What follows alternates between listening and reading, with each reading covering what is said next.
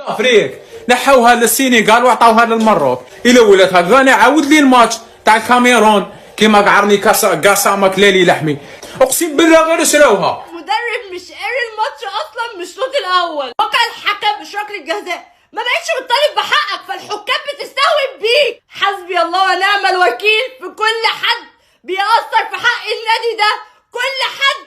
بيراميدز يتلقى الهزيمة على يد الجيش الملكي 2-1 ويودع بطولة دوري أبطال أفريقيا من الدور ربع النهائي. أنا عندي سؤال واحد، هو كل الفرق المغربية بتتجامل؟ يعني الكرة دي ازاي مش ضربة جزاء؟ ليلة حزينة لجماهير النادي الأهلي والجماهير مصر طبعا، لأن النهاردة الأهلي وبيراميدز والمصري 3 فرق اللي من العيار الثقيل في الكرة المصرية يخرجوا النهاردة، دي فضيحة والله العظيم فضيحة. وأنا قلت هيبقى في مفاجآت، ما حد سمع كلامي. يعني أنا بيراميدز الماتش اللي فات يكسبوا، اللي كان هناك يكسبوا، مضيع أكتر أحسن من النهارده ما ضيعش. النهارده يا دوبك الجون اللي جابه وخلاص على كده، ودخل فيه جونين سلق بيض عشان الوقفه وعشان الثقه الزياده والغرور. نفس الكلام النادي الاهلي النهارده، انت جايب جون يعني يعتبر مش معديك، انت مش جاي يعني مش الجون ب3 يعني، انت واخد بالك عشان نقول لا ده انت هم كسبانينك 1 هناك وانت جايب 1 لسه ممكن كان يبقى فيه اكسترا تايم ولا ربنا. فانت ما عملتش اللي انت تضمنه عشان تكسب، وانت لازم تبقى عارف وعندك الحس اكتر من اي فرقه، لانك انت خبراتك وخبرات جماهيرك وناديك والبطولات اللي انت واخدها تشفع ان انت اي حد يلعب لازم يكسب. تعليقك على هذا الفوز؟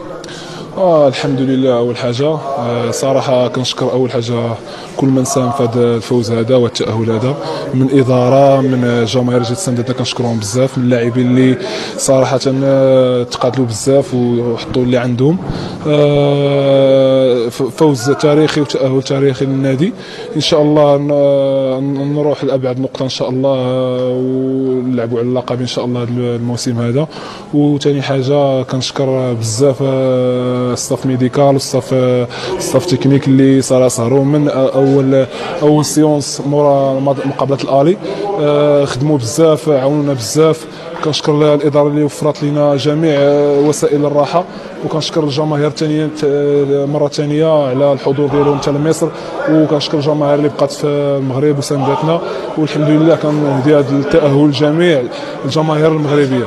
فوز كبير وتأهل مهم، لأن هذا التأهل لم يأتي من فترة طويلة يوسف. بالنسبة للجيش الملكي مسار التحول في هذه الصورة بشكل عام للفريق، وعزيمة الرجال.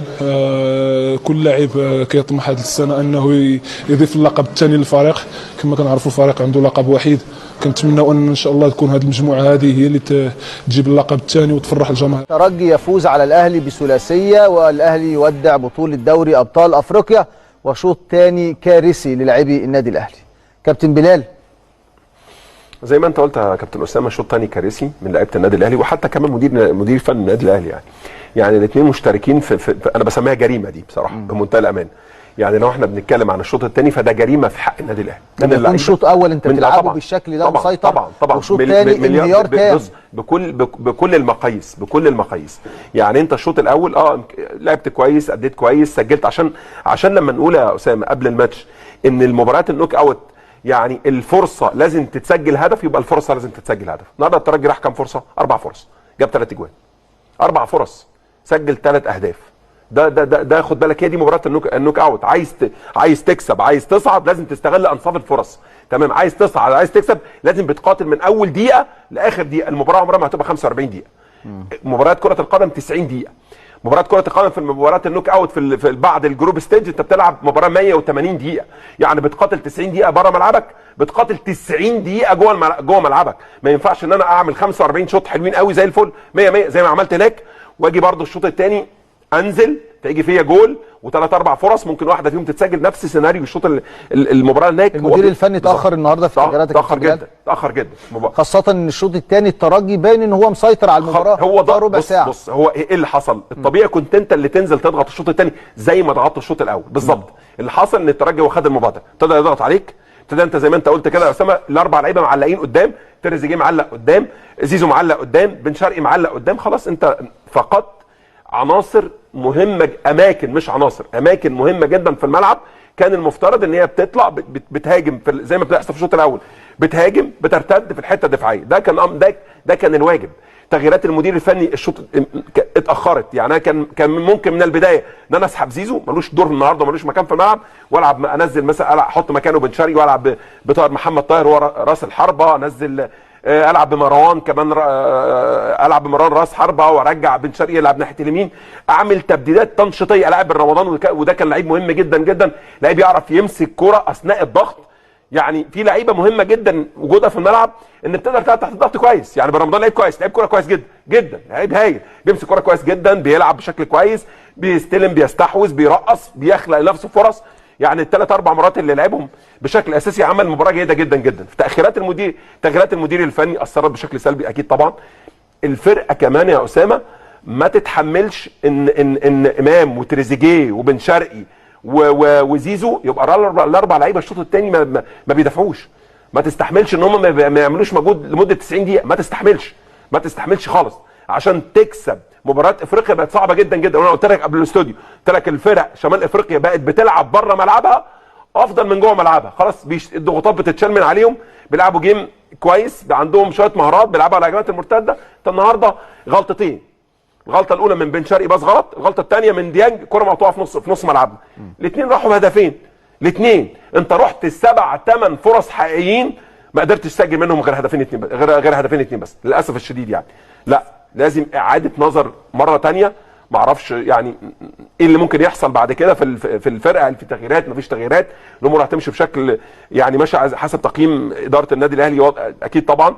ولكن ده درس قاسي جدا جدا جدا اللي حصل الشوط الثاني من اللعيبه المدير الفني. ده جريمه في حق النادي الاهلي، دي من وجهه نظري الشخصيه يعني. اسمع رايك كابتن حسام عاشور. لا زي ما قلتوا طبعا شوط كارثي بالنسبه للنادي الاهلي. اللعيبه ما عندهاش اي مسؤوليه خالص.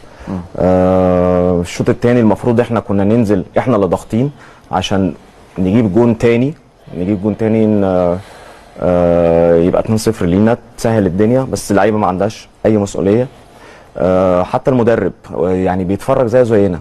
يعني انا بحس اللي هو ما بيحمس الدنيا، ما فيش كلام، واقف على الخط ما بيعملش اي حاجه خالص.